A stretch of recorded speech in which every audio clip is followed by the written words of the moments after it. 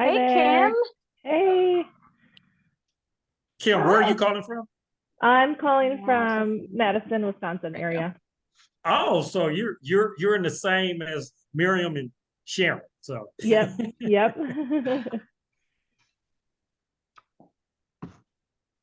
so did you want to wait on Robbie No, we or don't. No. We're not going to wait. No. Well, I'm glad that our new members have found the time and the link to join us. So I'm going to try to send it out both in the Facebook group and in an email, just because things get lost and it's just easier if you have it readily available.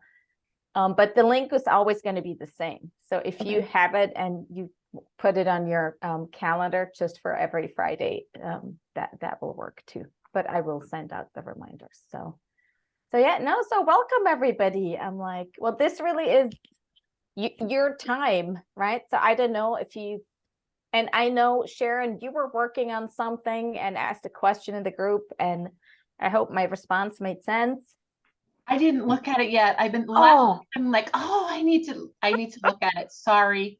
no, it's fine. And honestly, like, because you were asking that when you submit and you had two projects in mind, if you should submit two different responses. Yes. And I would have said no. I said put everything in the same email and then have two different links to the photos of each of the projects. So if she only likes the one, Okay. then she will only go grab that information. Yes, but always the shorter and the more concise and compact you can keep it, the better. Okay.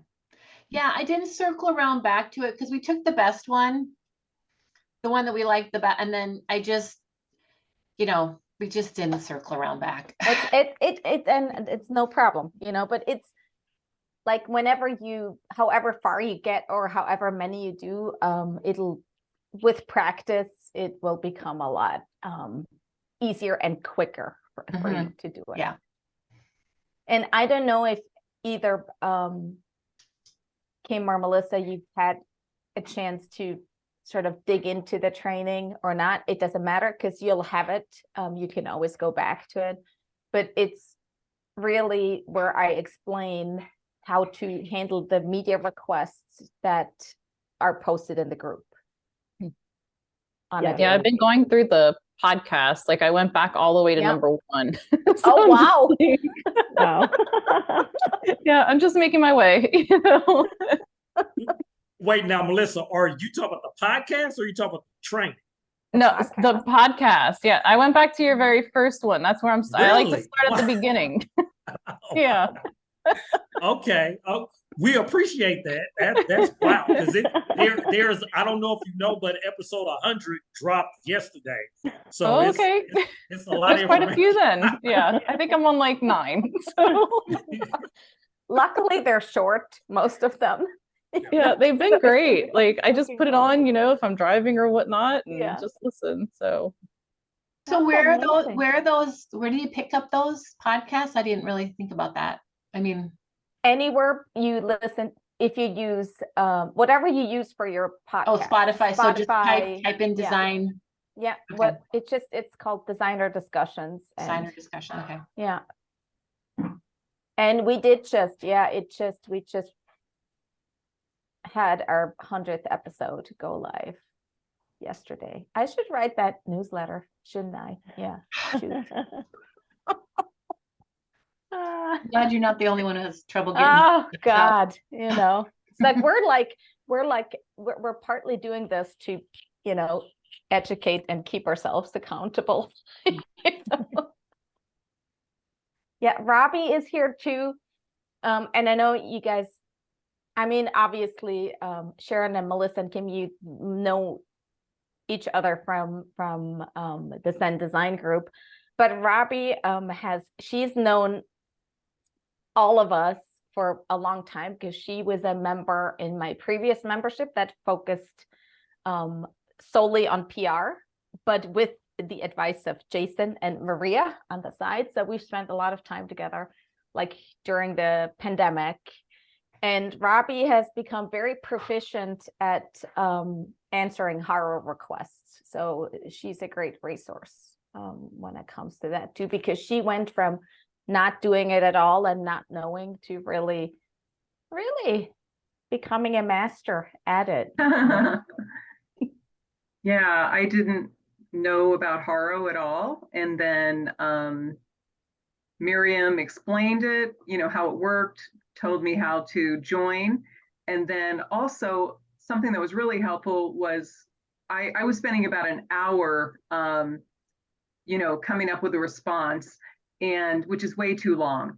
So Miriam basically said, no, just do something in 15 minutes and then just say it the way you speak, because I was trying to make it sound really good with all the right words. And so now it's so much easier. I just say, what I'm thinking.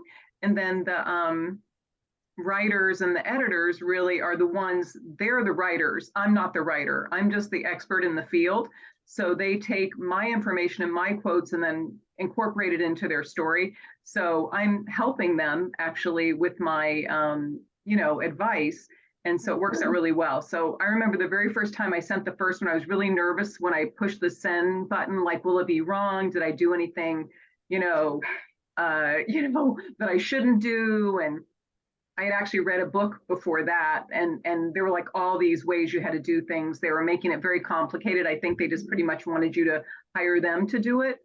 But Miriam has showed me how it's pretty easy. I mean, you just have to pay attention to the deadlines and get it in on time. And then another thing I do is I'll send them a couple different quotes from me from a different angle. So I figure one of those will apply, out of the 3 quickly things that I write, then one of those will probably, resonate with them and work in their story. So that has really helped me.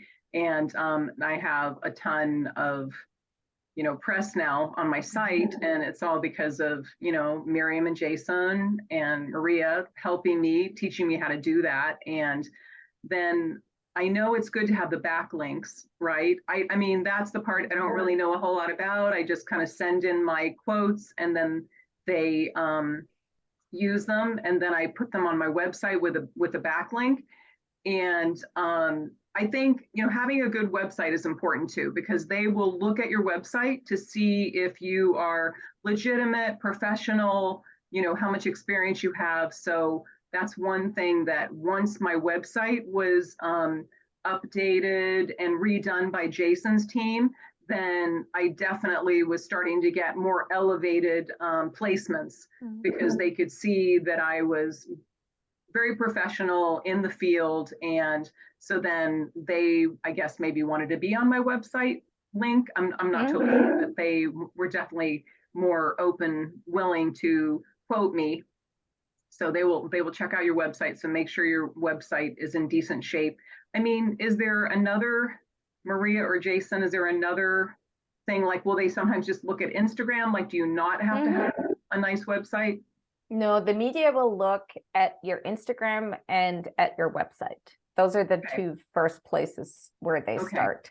What they also like, so if they go to your website and they see that you already have media coverage, and I mean, just to put things in perspective, I mean, Robbie has gotten placements, in House Beautiful, Better Homes and Gardens, HGTV.com, Forbes, Yes. I'm like, there's a lot of really big names on there. And if an editor goes to your website and he or she sees all the coverage that you've gotten, it makes them take you more seriously. Because number one, they know that you know how to work with the media, so you're likely going to give them what they need in a timely fashion. And I call it media stacking, right? It's like you start with smaller placements, and as you have smaller ones, you get better at it. And the media like people who already have been published. You're never going to get published in a national magazine if you don't have other media coverage that sort of paves the way to that. So both of those things are really important. Yeah, so I feel like these, so if they look at, for instance, the Forbes one, it's just a little quote from me. It's not even pictures from many of my projects, but I still can have that I was placed in Forbes on my website, which sounds impressive. And it's so much easier to get those than to try to get a big feature in House Beautiful, you know. Yes. So when Miriam and I Or first any started- other magazine. Right. Oh my gosh, we did get placed in a nice local magazine, and that like took, you know, it was a ton of work. And I'm That's a proud lot of more it. work than these. Yeah, yes. modern Yeah. luxury. So I was proud of that project, and you know, I had paid for a high-end photographer, so I'm proud to have that. But it was like tons more work than just writing, you know, for 15 to 30 minutes a little quote and sending it in, and then getting to be able to say, okay, now I'm in House Beautiful. So Yes. and then the other thing is to have your photographs organized and ready. So if someone is requesting a photograph, you know, have that in a spot where you can easily put it in Dropbox or Google Drive to send the link to them. Because on Haro, they want a link to, you can only put a link, you can't put an attachment. And so you have to have that link ready to, you know, put in the email response.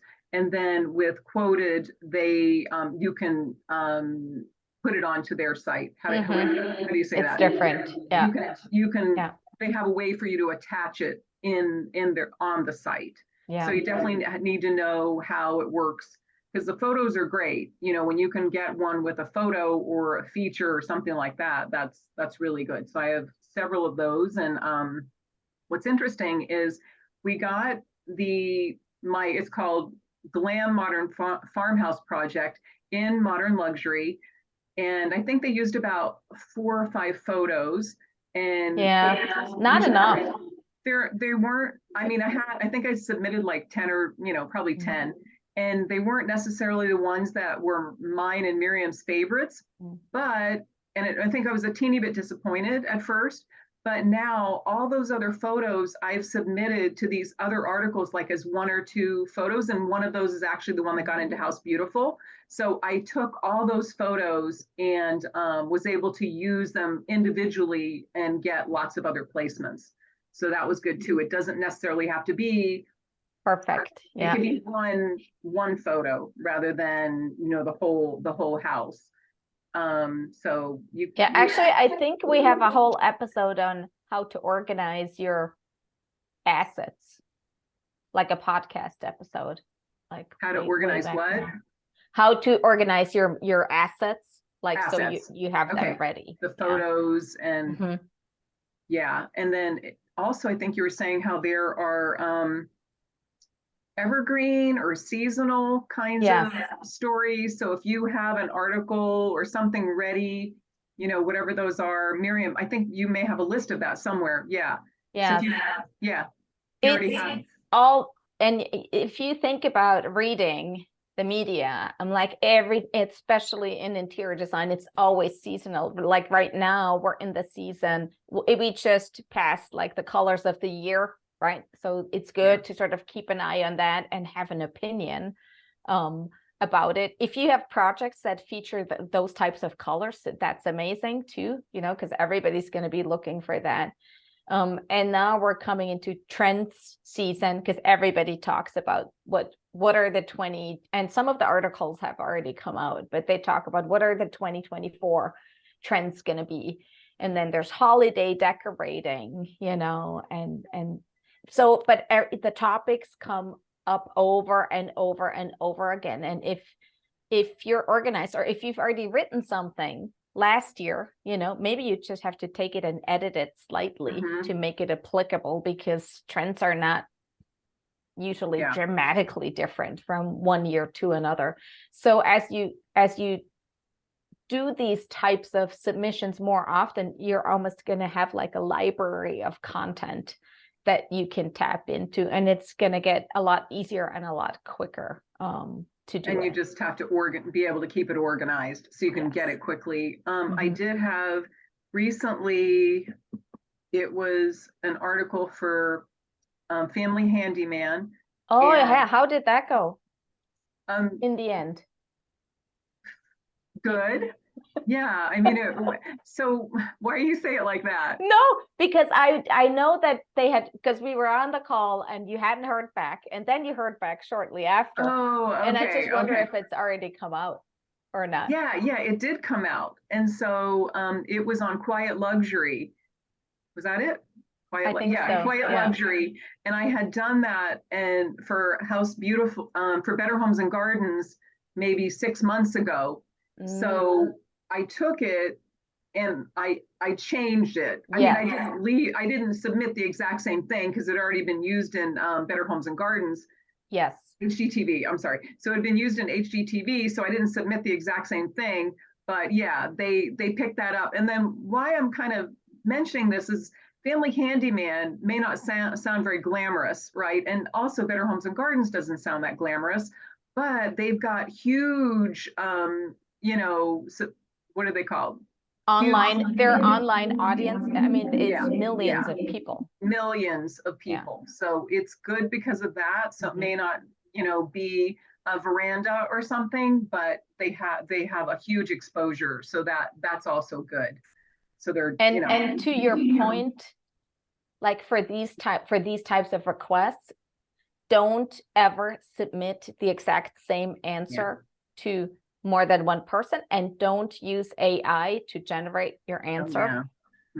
Because the reporters, they check, and if they realize that you're not writing your own answers or that it's been used somewhere else, they're not going to want to work with you again. And part of the idea is that you can start establishing relationships with some of these people, which if you are super helpful to them and provide great content, they are probably going to add you to their contact list, and they may reach out to you. And to Robbie, this has happened numerous times. Maria too, right? It's like they will come to you if they know that you're an expert in this area. And that's how you start building some momentum.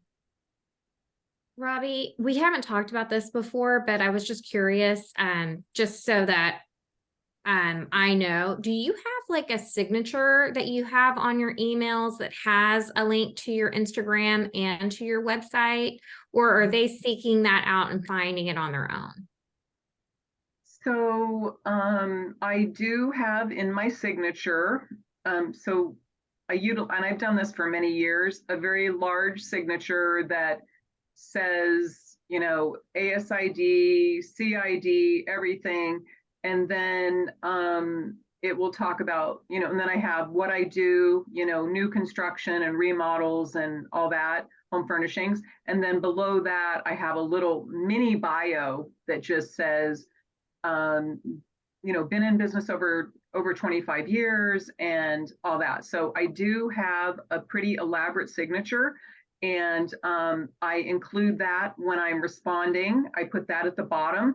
And then what I found that they want, usually sometimes they'll ask you for what they want. And you're right, my website, my Instagram, my Facebook links are all on that signature also. And they will ask you for something specific. So what I do in my signature, I'll put Robbie Maynard of Robbie Maynard Interiors in in San Diego, California. So I figure that they know they need to know where I am. So if they're putting something, they need to know where I am, who I am, and where I am. And so that's basically the signature I put there. So if they want to just take that and put it in the article as the, source, they can do that. But yeah, if you need to have all that, good point, Marie, you need to have that in your signature when you respond to the HAROs. Actually, the location is really important. And I find that often that's something that's not readily available, even when you go to websites, because like the businesses think that only the local people are going to come, but they may not. And sometimes it's hard to understand where people, sometimes you have to go all the way to the like about button and scroll all the way down to figure out what the address is, right? And but the way that the media go, like if somebody writes an article and they include 5 different quotes. You know, oftentimes they're looking for geographic diversity. Yeah. So Yeah. if they already have 2 quotes from California and you're from Florida or Texas or Minnesota, it actually increases your chances of being picked up, because they're not going to want to have 5 people from California or 5 people from Florida. They're really trying to mix it up a little.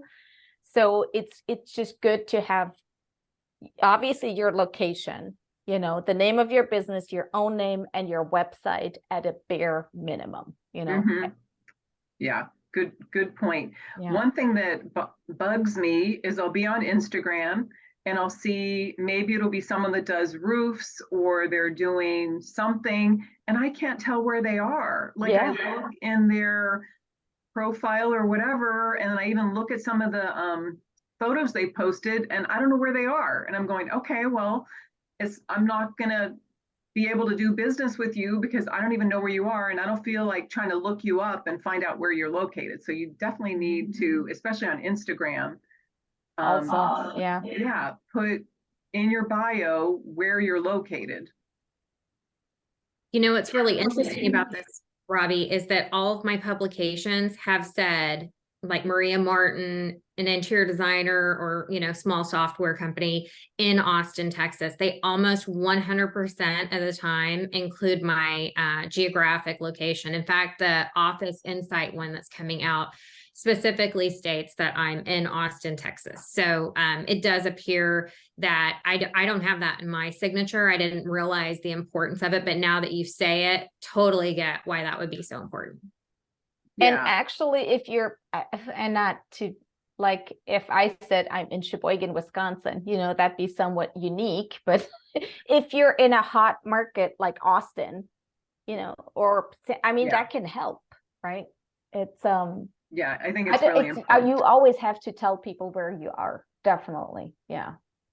Yeah, because I think now, I mean, it's national, you know, we're getting at least national, sometimes international people seeing, and they need to know, you know, if you're nearby, like if I'm looking for a cabinet maker or something, you know, I prefer somebody that's local. So if they're local and they have it there, then I will seek them out and potentially work with them. But if they're in Canada, you know, I may not, you know, work with them.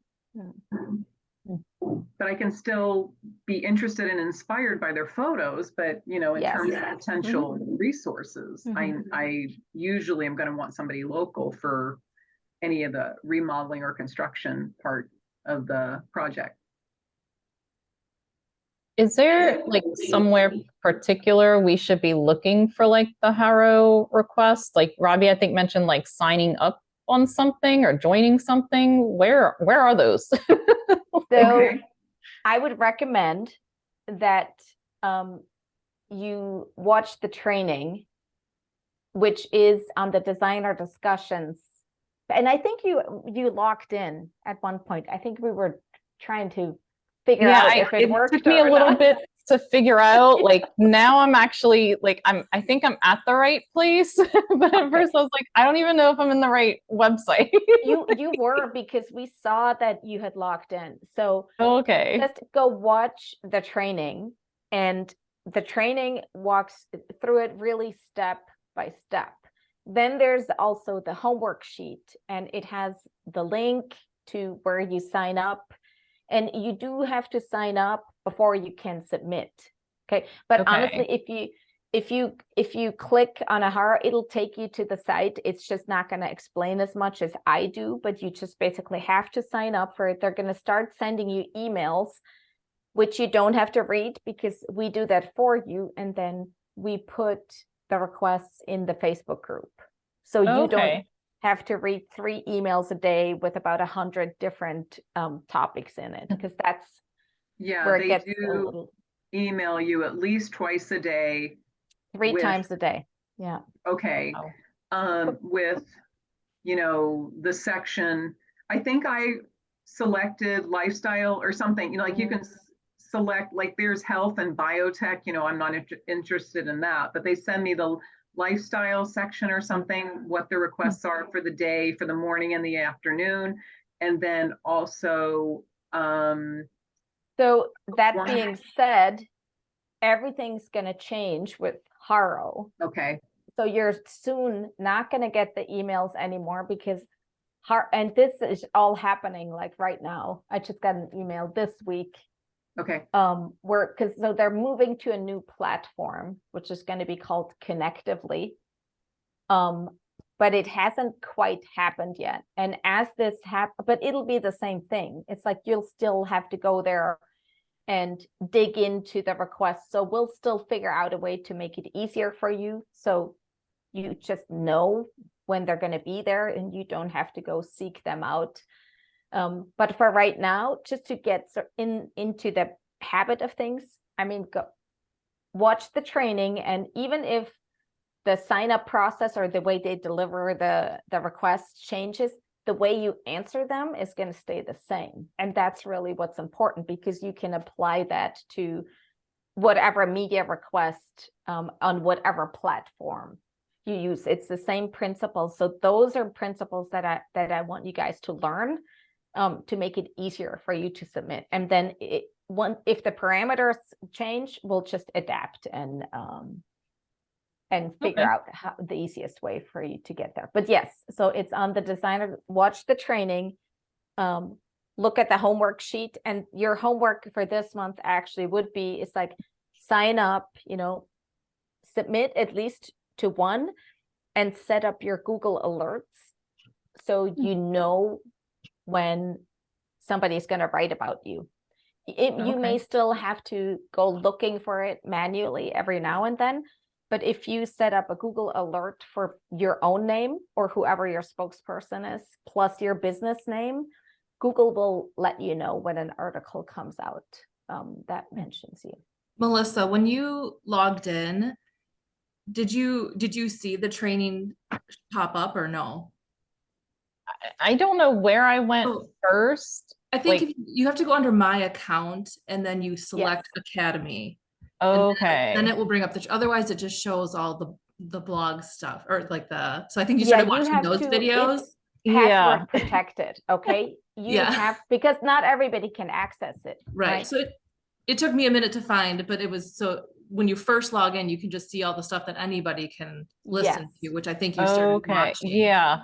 So if you go under the choose a page to access and then Academy quick press, then you will see the video, the training video. Okay. All right. Well, that makes it. Yeah, I was so confused. It took me a minute, but I see what you mean. Okay. That's why I was like, oh, I don't think she could find it. And so she was watching the, not wrong stuff. Oh, so that's why you begin with podcasts. Okay. I was like, well, this looks good. We'll just start here.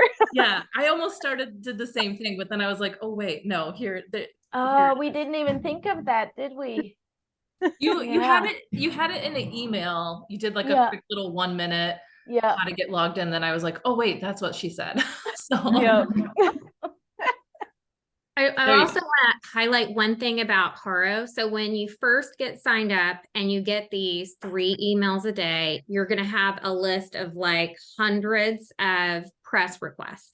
And what happens is in the lifestyle and the home design sections, you're going to see that there's like 20.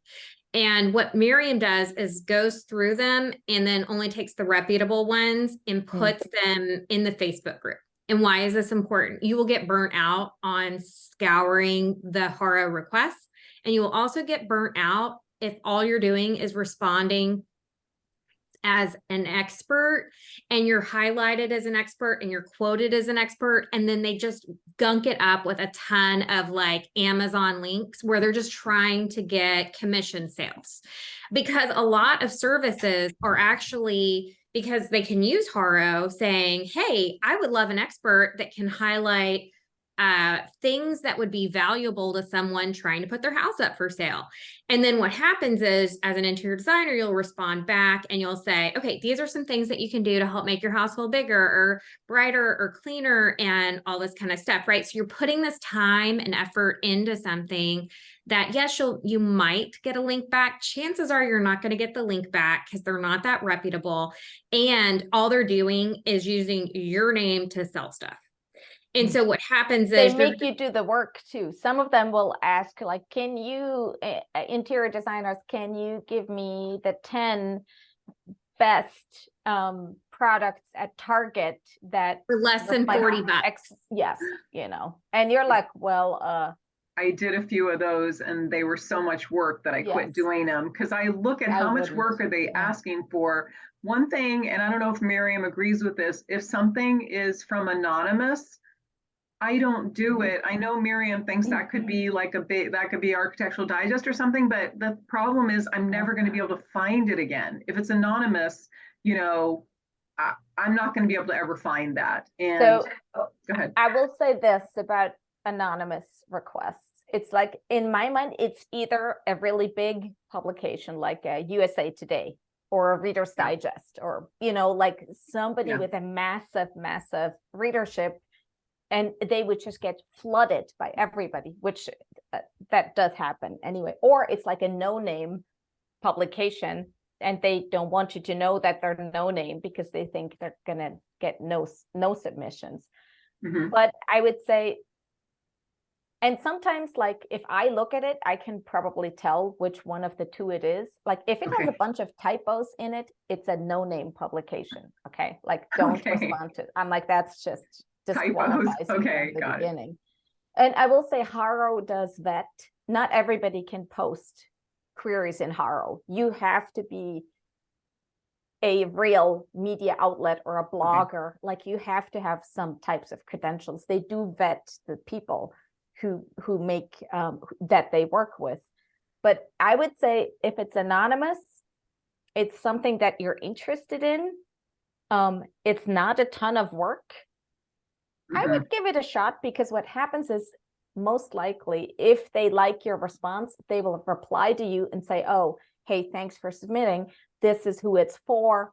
And maybe they have a follow-up question. So I did one chances anonymous. are that you'll find out what publication it was for.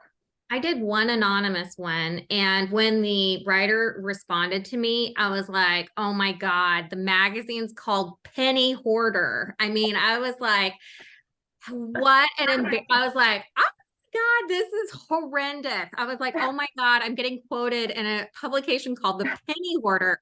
But you know what's funny is it got syndicated to Yahoo Finance Yeah. a couple of months later. So I was like, dude, how did that happen? I just like found myself on Yahoo Finance, and I was like, sweet, that's actually pretty good. So you don't Right. also, that's kind of the other thing, is that sometimes these writers sell it to two publications. Mhm. And so if they're going to be selling it to two separate publications, sometimes they don't acknowledge which one it is. I'm not saying I would ever respond to a Penny Hoarder ever again, like ever, under any circumstances. But I just was delightfully surprised to find it syndicated. And if you have like pretty decent content and it is evergreen or seasonal type content, sometimes the writers just syndicate it out the next year. So you might find And the some publications will do that themselves. There's just, the media work together, and there's a lot of syndication happening. So sometimes, like, if you get picked up by, it's like for a newspaper article, it's like most newspapers are owned by big companies that have 150 other newspapers, like Gannett, you know, for instance. And if somebody writes an article, all the other papers are going to go see if they like the article, and if they like it, they will run it also. So you might get published on 50 different websites in the same article, which is not a bad thing in terms of SEO. You know, even if it's not your local paper or it's not a big name paper, but there is power in quantity also, be it in terms of readership or in terms of number of placements. So when Yeah, I get a place, oh, sorry, Jason, go ahead. Oh, no, I was just going to add, just for the SEO aspect, no matter if it's small, big, or whatever, as long as it's a reputable outlet, that helps you. Mhm. Okay, that's good.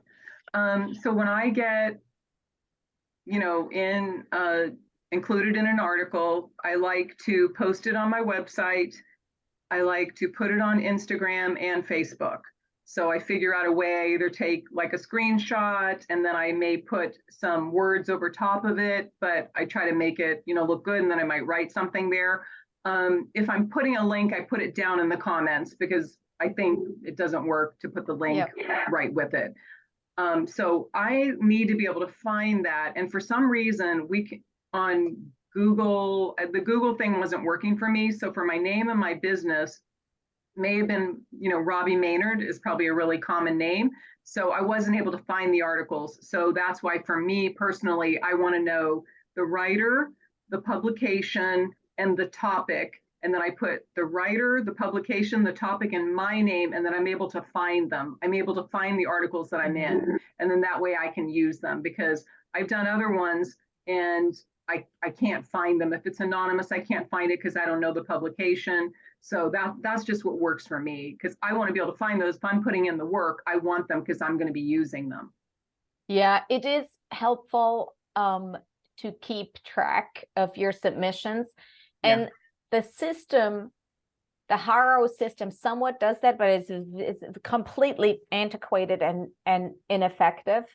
So I'm curious, like Connectively, it should is like the next generation software that they're using. So hopefully that will get better, because there are other platforms like Quoted where it's a lot easier to keep track of it. But it's definitely, I actually in my bigger course that I used to teach, I do say it's like, if just keep a spreadsheet, like and you're not going to be making 10 submissions a week. Okay. So I always say, like, if you can get 3 submissions done every week, that's excellent, because if you think you can get 1 placement per, probably 1 per 8, 1 per 10. So don't expect to be published every time you submit. It's a numbers game. It's like you just keep submitting. But if you do, you will get, if you do 3 a week in your first month, you should see your first placement come through. So if you do that for a year and you get 10 really good placements, that'll look really good on your website. If you start communicating about it. If you have a press portfolio on your website, you can have a press highlight on your Instagram, you can use it in many different ways. But yes, I'm like, and Robbie, your name's a little tricky. Right. Well, and like if your business name or your personal name is somewhat generic, it can be a little bit tricky to find it. So it may take some extra work. Yeah. I think I do like 1 or 2 a week if there's something that I can respond on, because they're not always going to be sending ones. Lately they're having a lot of trend ones. How do you guys feel about the ones where they say, okay, what do you, what's a trend you dislike and what's coming in? I don't know. I'm like, I'm not sure. What do you think, Sharon? We talked about that, we talked about that this week. And I'm not a designer. My husband and I owned a design build. And so he's a contractor. We do have on staff, Caitlin, she does all our CAD drawings, and she is certified with NKBA, and she has a degree in architectural design, but she's our only designer, like a fish that has credentials, which is another question I wanted to ask, because I'm responding to some of these and we collaborate, but I'm not a designer. So we're just talking about, do we, anyway, I'm going off in another direction. To answer your question, we live in the Midwest. So Caitlin's like, she's like, I don't feel comfortable talking about trends because like, I don't, you know what? We just do what our homeowners, we help them, but I don't know. We don't like, we kind of, I think we're not going to really answer those. Like, what's the new and upcoming trend? I don't know. Right. And I think that's good for you to know, because it'll make it easier to choose which ones you're going to reply to and which ones not. Because it's like Maria said, if you are going to try to do all of them, you're going to do that for a month and then you're going to say, this sucks. Yeah, so I am not doing this anymore. I have 2 questions. One, going back to, okay, so do I do and Caitlin she's our employee, and I know she would agree to it. We collaborate, but so should everything come from her if it says you have to be a designer? Because half of them say that, you have to be a designer. Well, Mhm. or else I'm not qualified to talk about floating shelves that we installed. I don't know. I just, it seems funny to me, but okay. But maybe that's where having that really good bio, like, hey, we've been in business for 30 years, Yes. we're the owners, we have, Yeah. you know, blah, blah, blah. Maybe that's good enough. And Yeah. you know what? Not Well- every designer has a design degree. I know that. That's what I mean. There's So no standard of, you know, You some- have the yeah. credentials. I would say if you could use either her name or your name, and you say your name and your business name, and you have the link to your website, and it's 100% legit. Okay, because I was like, wouldn't worry about that. I'm super qualified to answer this question, but I'm Right. not a designer technically. You know what I'm Don't- saying? Don't freak out about that. What they're wanting is they're wanting a real-time market analysis. And if Okay. you are a corporate business, you're trying to set trends, you're trying to sell your product, right? So Yeah. what they're not asking you when they say, what trend do you see coming?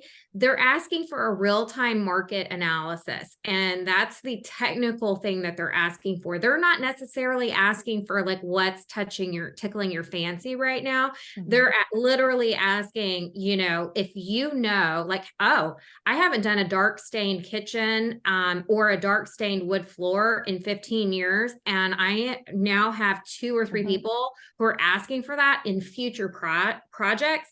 That's what they're asking for. They're asking for real-time market analysis from you. They're not necessarily asking for, you know, you're going to be like, I've been installing wallpaper. I haven't installed wallpaper in the last 10 years.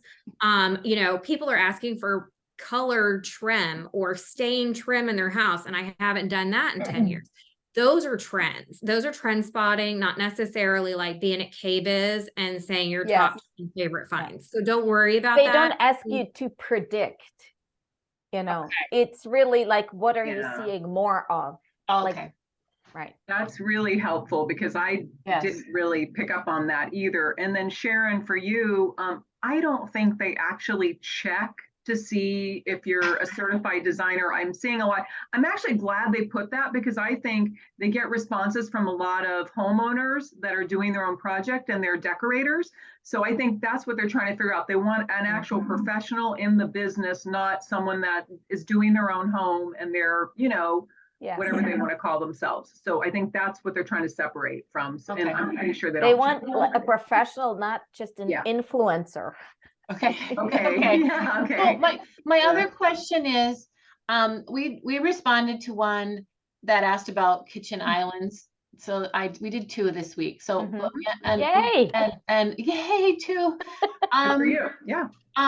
And they asked 5 questions and they Mhm. weren't hard, you know, Okay. but we're just like, so we answered them in just a, you know, like a 4-line paragraph. We answered them all pretty well. I was actually pretty pleased how we did it, but do you have to answer them all, or do you just like, if you No, see you one do. question, you're like, hey, I can answer that question, then you just shoot it off? Or I would follow the Yeah. instructions that's what I did. 120%. Yes. Yes. Okay. Yeah. Whatever they're asking for. And if they're asking you to comment on 10 things and you don't have time and you don't want to do that, then pass it by. And if they ask you to number your answers, Yeah, do that. number Yes. the answers, okay? Because Whatever- if you don't number them, they're going to get 50 submissions. If yours are not numbered, they're not Yeah. going to read it. Okay.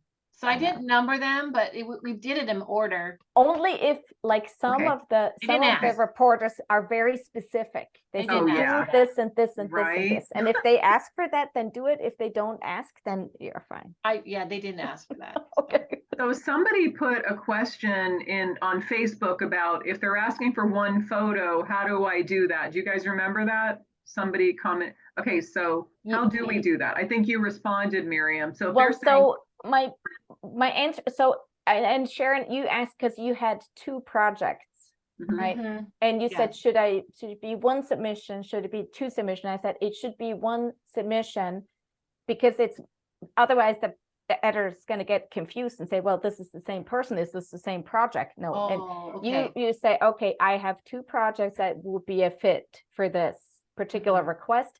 Project number 1, like 1 or 2 sentences describing it, then the link to only those photos, right? And then you describe the second project, and then you have a link to the photos of only Okay. that project. So they Okay. don't get confused about which photos to pick once they're in. Also, and I don't even say this in the training because I didn't have enough time, but when you submit photos, it's a really good idea to name the photos in a very descriptive way. So your business, very important. So they, like, if they download a bunch of photos and the naming doesn't tell them who it is from, they may not, they may just give may up get and say, oh, lost. I don't remember who Yeah, sent me this. might Let's get lost. forget this. Okay. I'm going to take the one that I know. So Yeah. your name, whatever name of the project, but especially your name, so they can easily identify who it came from. You want to make it really, really easy for them Yes. to use you and use your project, because if it's harder, they'll pass you by. So if you don't Yes. have it exactly the way they want it, exactly what they want, labeled the right way, and they have a whole bunch and it's, you know, they will take whatever's easier. The sooner you get it in, the better too. I'm not always good at that, True. but you know, if it's the very last minute, then sometimes I'll send it if I can just do it quickly, but usually the first ones, they're going to choose from the first ones they get. Like what happens is that if they get a lot of submissions and they start looking at them, once they have what they need, they're going to stop reading responses. Okay. Yeah. Well, what about when they keep requesting, like that one from Martha Stewart Living? And I think Sharon may have responded to this one, I'm not sure. I had seen that in Quoted, I saw it in Paro, and I saw it on several different deadlines on that. So I don't quite understand why they had done all that. So right now, what a lot of journalists are doing, because Haro is, it's a little iffy and it's been glitchy, and like the media have been complaining about it on Twitter, especially. Okay. But so what a lot of them are doing is they're trying out Quoted and Haro, and then to sort of gauge which one works better. And I talk a little bit about Quoted in the training, but it's a platform. It's similar to Haro, but it's much more advanced. But you only get 2 free submissions per month. And to have access to more, it costs $149 a month, which is pricey. It's really built for PR people who do this on behalf of clients, right? But so, and then so that's the reason why they do both, because they're trying to see, it's like, well, and Quoted, like there's not as many people on it and not as many people respond, because most people don't want to pay that much money, understandably. It's not something I would recommend right now. Maybe as things shift, you know, we'll figure out a way how to make this work for the group if there's any interest. But so there's like this uncertainty about, you know, which one's gonna, where do you get better results faster, right?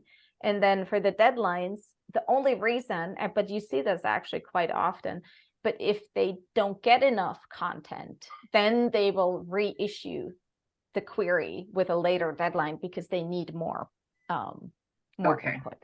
That's what I thought was going on. Okay. All right. Now, Maria, she actually asked a question in chat. Which one would you rather have, the blog or the link? Honestly, it's the link, because that's from the third-party credibility, as opposed to a blog you created for your own site. So, and that is that what you were looking for, Maria, just to get that simple answer? Okay. I didn't even look at the chat. Yeah, it's she put it in chat, and so she just wants me to answer it. And so that just really ties into what we're talking about this month, which is the PR part. So so what was the question? So she asks, can we know if a blog post or a link back from a publication is better for SEO? Oh, okay. Yeah. And so, the link, obviously, because that's from a third party. Whereas, you know, a blog is what you write on. And it's just like when you talk to a client, you know, if they want to have references, because they already know you're going to say how great you are. But, you know, the client hopefully will say that as well. So it it'll usually mean more from a third party. Yeah. Always. That's the sole reason why I'm here. Yeah, right. Third party credibility or third party, right? Yes. Yes. I've taught you well. I'm so proud. What works better? Like, so and you guys may have similar, but like, so I have two businesses. When you're responding to things, like, should you just choose one to respond as, or does it depend on what they're asking? I think it depends what they're asking and how which one of your businesses relates better to it. It also depends so do you have one website for both, or do they have separate? They have separate, but they're both on each other's website, like on a page. Okay, so like strategically, it's like it might be helpful for you to decide which one you want to focus on, and then put most of your effort into that for a while. And then I'm not saying you couldn't shift, but I think because it can be a lot. It can feel like a lot. And if you do it for two businesses, I would worry that you get burned out, because it's like, oh, it's too much, it's just, because it can easily feel that way, which is why we always recommend, just start out slowly, but be consistent. If you do 1 to 2 submissions a week, it's great. Like over the course of a few months, that will really pay dividends. So I would say just try to focus. Yeah. Okay.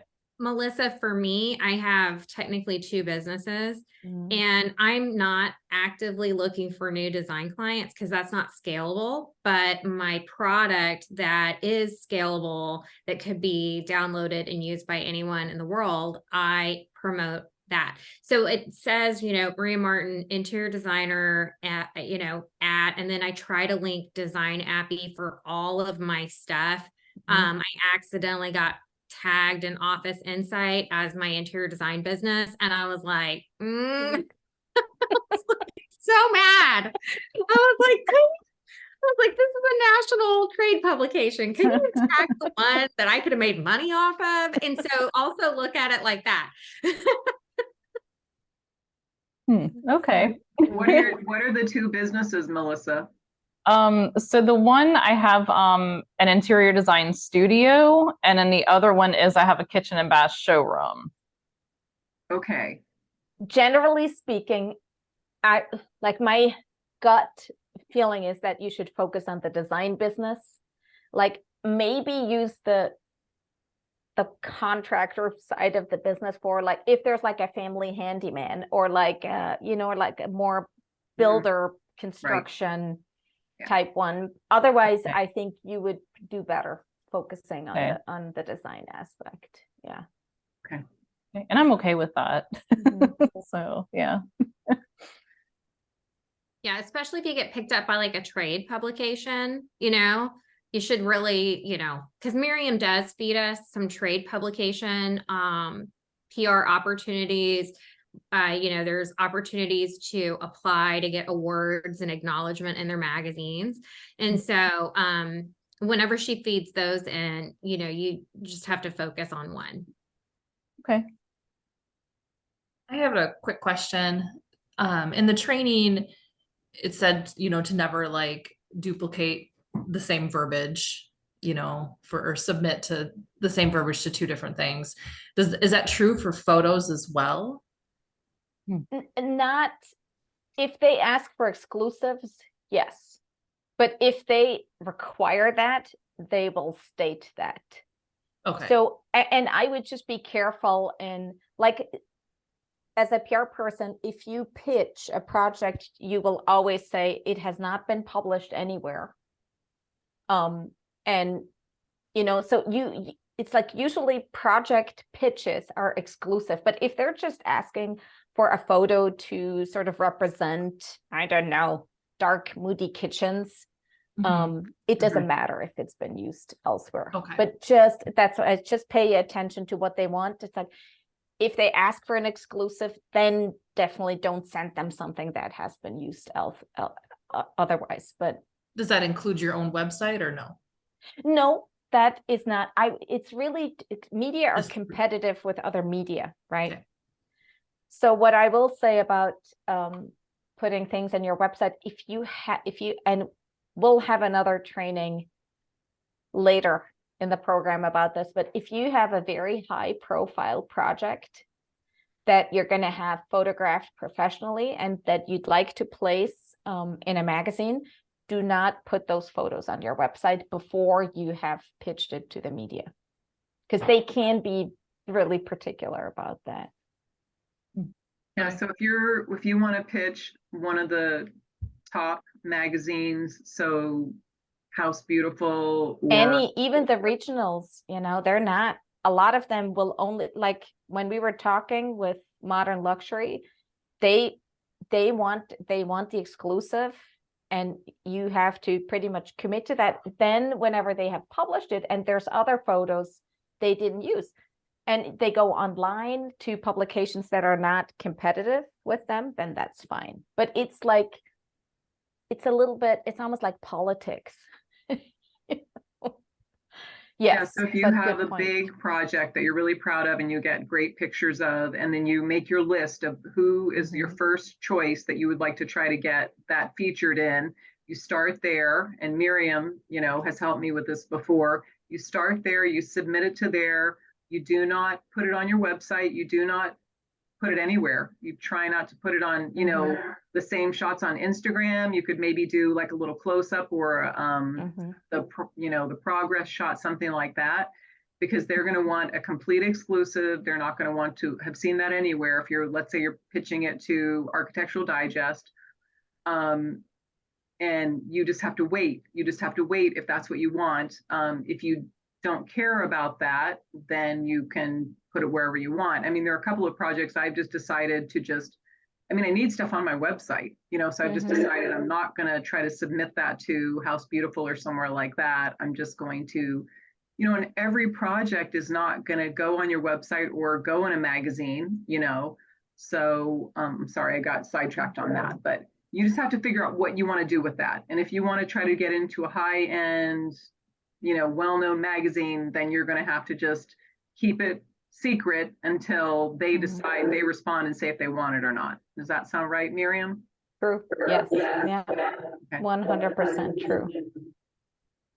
But that's a little tricky too, because if you're newer and you need stuff on your website, it's kind of hard to decide what to do, because you need things on your website, but you want to try to get published. So I think having a couple, several good projects on your website is pretty important too, though, and may even be more important than, getting in the magazine. But I guess everybody has to decide that for themselves. Yeah, and I think when you first start out in the business, you just don't have projects to pitch, obviously. So you do have to rely on these types of easy press queries, and you can still get them. It's actually a perfect way to start. It's like you do that while you're building your projects and your portfolio. And what I see a lot of especially younger designers do is they show a lot of renderings. It's not even the project that's completely done, but it's just like they crank out all types of content, like so much. It's like crazy. And it's just to sort of show people what you are capable of doing, right? Even if it hasn't been executed. And just to add on to that, there was one new designer we had worked with that they did the same room or the same building, different options, different renderings of that, just to show their design style. And, it looked like, totally different projects. So. There's a lot of good ideas on Instagram because there are people there that are, sorry, the plane going over. People there that are just starting, and they have, renderings or presentation boards or shopping or products that they like that they're going to use, and then maybe the process or progress of a project. So if you look at some of those, you can see all the different things. You can come up with enough content with, you know, product and renderings or drawings, just some sort of drawings. And video is good. You know, if you're at the project and you're videoing Definitely. samples, or if you can talk on the video, that's good too, I think, right? Like if you, which I don't like doing that. I don't like talking on video. I'm more of like an artist angle where I like to do pretty pictures and samples and all that, but I'm not whatever the person that talks on video is, that's not me. I don't like doing that. I usually mess up and sound stupid, and I don't want to do that. I don't want to sound stupid on video. Well, good. Well, this was a lot of information, probably especially Hopefully helpful, some of it. especially And for our new We'll friends in repeat the it, group. right? We'll be repeating stuff because it just kind Yes. of randomly comes up. No, it's true. And so really this was our last call for the first month, and next Friday Jason's gonna host the live training on SEO, and we'll have a short Q&A right after that. That's going to be focused more on the training. But then in the following calls, if you have questions about Haro or media stuff, we can still always talk about that. Or, you know, if there's queries that you submit to in the I thought it was great, Sharon, when you did. I'm like, if you have questions, just pop them in there and we can always address them in between at any point too. Okay, well, this was Fantastic. exciting. Yeah, Yeah. thanks Yeah. everybody for coming. If you ever want to submit questions ahead of time for us to think about, that's definitely an option too. I mean, this is your hour and we want to talk about whatever is most pressing and most important for you right now in your business. Yeah, in the past, in the other group that you ran, the training, it was really helpful. Now and then I would just bring up something like an issue or whatever, and then Miriam, Maria, Jason always had some input, so that was super helpful too. So that was good. So you can bring up stuff as long as it doesn't take up the entire session, right? But if it's something we can Unless if it's super important, maybe it will. I don't know. You know. That's okay too. All right. Well, it's All nice right. seeing Well, the thanks new everybody. members. Have a Thank good you. weekend. Bye. Okay? Bye.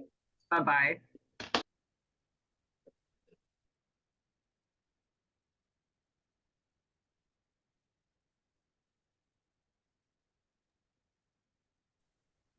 Oh.